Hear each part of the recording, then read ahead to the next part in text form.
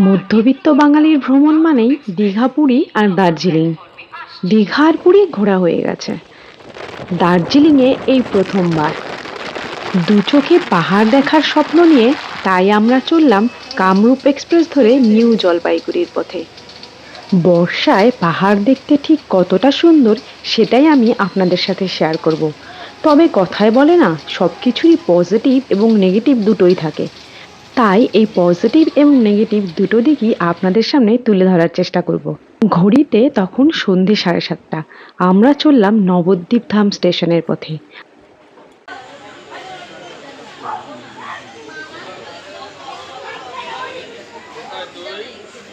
স্টেশনে বসে ট্রেনের জন্য অপেক্ষা করতে করতেই আমাদের পাস করে গেল একটা হাওড়া কাটোয়া লোকাল গাড়ি।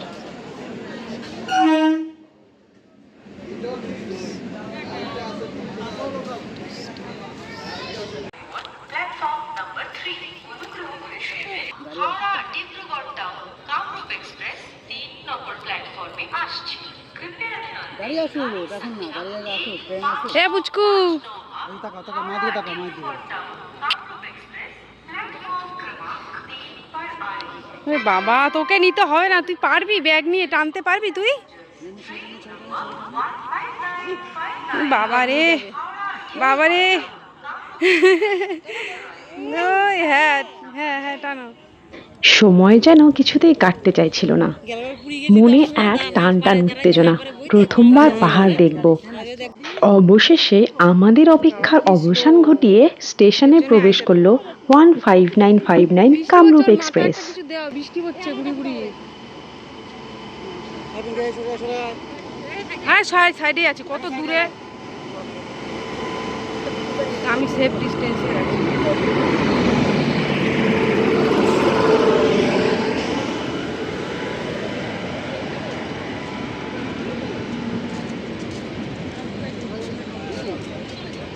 ট্রেন ছেড়ে দিতেই আমার ছেলে তো দুষ্টুমিতে মত্ত হয়ে গেল।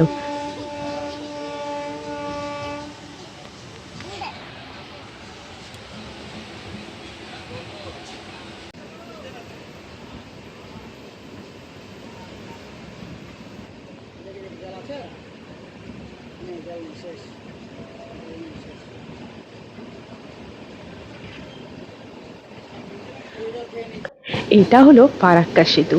ফারাক্কা সেতু যখন আমাদের ট্রেন পার করেছিল তখন ঘড়ির কাঁটায় মাঝরাত্রির।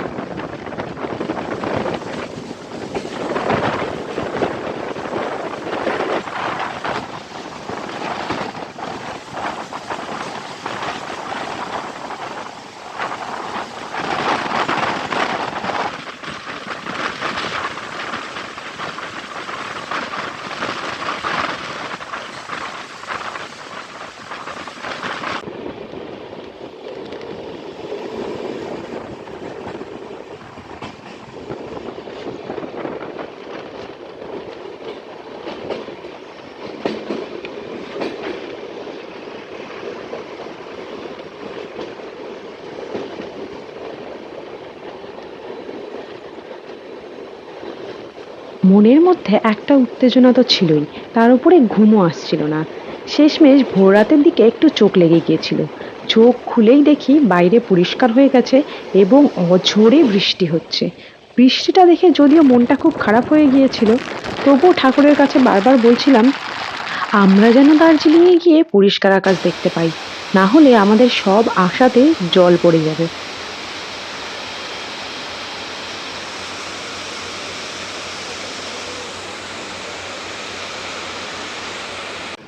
যাই হোক, বৃষ্টি মাথায় নিয়েই আমরা চললাম এনজিপি স্টেশনের বাইরে। এনজিপি স্টেশন থেকে কার পার্কিং পর্যন্ত যেতে বৃষ্টিতে আমরা পুরো ভিজে গিয়েছিলাম এবং আমাদের লাগেজও ভিজে গিয়েছিল। ওই ভেজা অবস্থাতেই আমরা গাড়িতে উঠেছিলাম। গাড়ি ছাড়ার পর শুরু হলো আর এক প্রবলেম।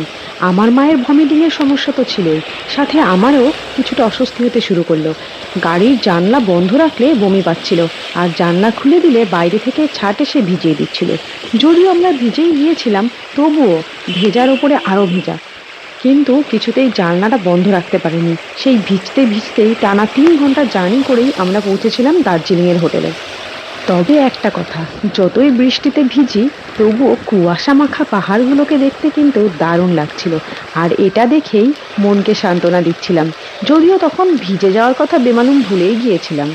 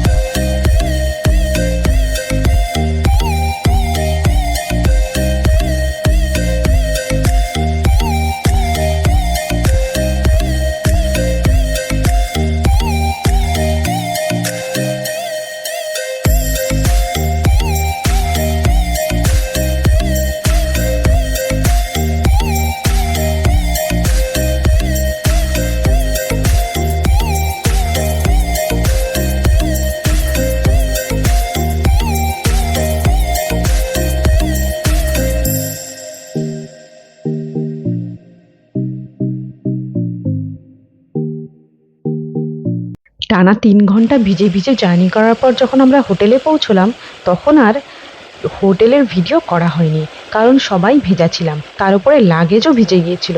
তাই রুমে ঢুকে তড়িঘড়ি জামা কাপড় সব বের করা হয়েছিল লাগেজ থেকে, এবং আমরা ফ্রেশ হয়ে লাঞ্চ করে নিয়ে তারপরেই হোটেলের ভিডিও করেছিলাম। খোলো হোটেল রুমটা, খোলো খোলো, ধাক্কা দাও, খোলো। হ্যাঁ, এই যে হচ্ছে হোটেল, হোটেলে বসে আছে সবাই, কেউ ঘুরতে যেতে পারেনি। এই হচ্ছে দুজনের থাকার মতো বেডরুম। এখানে একটা এরকম আয়না আছে, টিভি, আর কিছুই সাজানো গোছানো নেই, কেননা আমরা এসে সব লন্ডভন্ড করে দিয়েছি। একটা আলমারি আছে এরকম খোলা, আর এই যে একটা জানলা আছে, আর এই জানলাটা দিয়ে খুব সুন্দর ভিউ দেখা যায় বাইরে। যদিও এখন মেঘলা আর প্রচণ্ড বৃষ্টি হচ্ছে, কিছুই দেখা যাচ্ছে না। এই যে একটা টেলিফোন আছে, দরকার পড়লে যখন তখন রিসেপশনে কল করা যেতে পারে এখান থেকে। আর মেনু কার্ড আছে, আপনারা যদি প্যাকেজের বাইরে কিছু অর্ডার দিতে চান এখান থেকে দিতে পারেন। আর এখানে জলের জন্য জগ আছে দুটো, গ্লাস আছে, কফি খাওয়ার জন্য কাপ আছে, এই যে কফি তৈরি, চা এবং কফি তৈরি সমস্ত কিছুই দিয়ে দিয়েছে। আছে এরকম একটা ইলেকট্রিক কেটেল। আর এবার বাথরুমটা দেখাচ্ছি, ওটাও খুব পরিষ্কার পরিচ্ছন্ন ছিল একদম। ছাতা মেলে দিয়েছে ছাতা শুকানোর জন্য। এই যে এরকম একটা বেসিন, আয়না, একদম পরিষ্কার সুন্দর, কোমোট আছে, শাওয়ার আছে, গিজার আছে, আর বাথরুমটা সত্যি ভীষণ পরিষ্কার পরিচ্ছন্ন ছিল। সেকেন্ড রুমটা দেখাচ্ছি, সেকেন্ড রুমটা কেমন। এটা একটু ওই রুমটার থেকে বড়। এই যে এই রুমটা একটু বড়, এই ঘরটাও একদম লন্ডভন্ড হয়ে গেছে। আমরা গুছানোর সময় পাইনি এখনো, আর গুছিয়ে কি করব, একদিন পরেই তো চলে যাব সব গুটিয়ে। আবার টিভি রয়েছে, এরকম একটা বড় টেবিল রয়েছে টিভির সামনে। আর এখানে এই ঘরে আলমারিটা একটু বড়, এরকম একটা আলমারি রয়েছে। এখানে একটা এরকম জানলা রয়েছে, যদিও এই জানলা থেকে কিছুই দেখা যায় না, পাশের বিল্ডিং ছাড়া আর কিছু নেই এই জানলায়। এখানেও চা এবং কফি খাওয়ার সমস্ত রকম জিনিসপত্র, কাপ, গ্লাস, ইলেকট্রিক কেটেলও রয়েছে। চলো ভালো করতে যাবো, চলো। আর এইদিকে রয়েছে টয়লেট, টয়লেটটাও এই টয়লেটটাও ওটার মতোই বেশ সুন্দর পরিষ্কার। এই যে এরকম একটা বেসিন রয়েছে, যে রয়েছে গিজার, শাওয়ারও আছে, যে কোমোড, এবং পরিষ্কার, একদম পরিষ্কার পরিচ্ছন্ন খুব। যাই হোক, আমার খুব পছন্দ হয়েছে হোটেলটা। আর এই রুমের বেডটা একটু বড়, এটা মোটামুটি 3 জন থাকার মতো বেড। এই যে ঘুরতে যেতে পারিনি কোথাও, বৃষ্টির মধ্যে বাচ্চা নিয়ে আর বেরোয়নি এই ঠান্ডায়, ঘরে বসেই দুষ্টুমি চালাচ্ছে।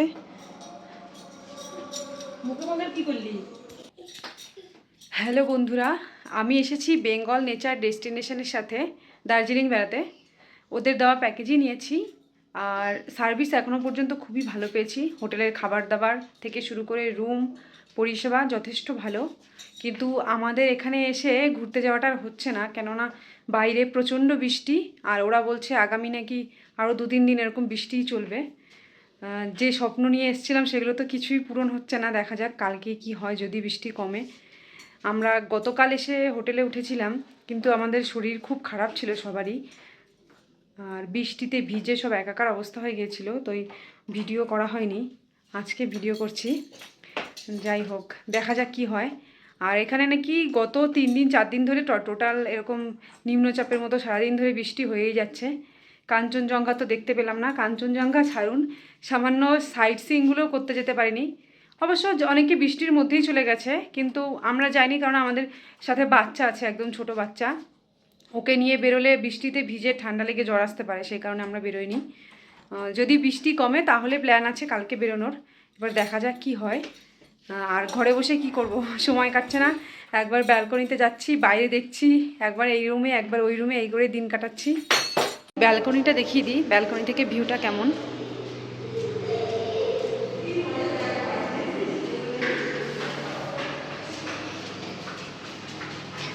কি বারবার এখানেই ঘুরে বেড়াচ্ছিস? এই যে এখানে এরকম লম্বা ব্যালকনি আছে বাইরের ভিউ নেওয়ার জন্য। যে এমনি তো ছবি তুলতে ব্যস্ত। এই যে মেঘ এখন কিছুটা কমেছে, হালকা হালকা দেখা যাচ্ছে পাহাড়, সামনের পাহাড়, কিন্তু বৃষ্টি কমেনি। দেখুন ঝিরঝির ঝিরঝির বৃষ্টি পড়েই যাচ্ছে। হ্যাঁ, এই পাহাড়টা একটুখানি দেখা যাচ্ছে, দূরেরটা দেখা যাচ্ছে না, একটা দূরে পাহাড় আছে। রাত্রেবেলা বেশি সুন্দর লাগছিল দেখতে পাহাড়গুলো। যেরকম লম্বা ব্যালকনি, ওইটা দিয়েও দেখা যায় এই সাইডের ভিউ।